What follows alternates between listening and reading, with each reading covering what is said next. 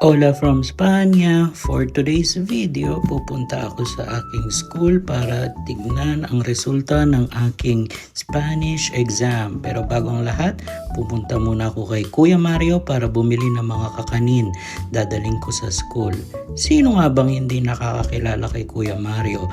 Siya lang naman ang pinakasikat dito sa Barcelona. May tinda din silang mga iba't ibang mga produkto from Philippines. Meron din silang mga gulay gaya ng okra, talong, kalabasa, upo, sayote, at saka ampalaya. Tapos late na ako sa school pero saya-saya ko pa rin. Tapos nanood kami ng konting film about Catalonia at pinrepair ko na yung bigay ko.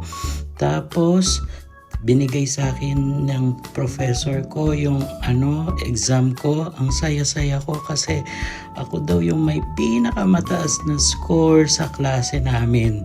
Ayun lang naman, na perfect ko ang writing, ang listening, speaking, at konti lang ang mali ko sa grammar. Masaya din sila, ayan, chinecheck din nila yung mga papel nila. Tapos may nagdala ng tiramisu at ayan nga, binigyan nga kami ng diploma. Yehey! Ayan yung best friend ko. Tapos kumain na kami ng tiramisu. Yun lang. Hasta luego.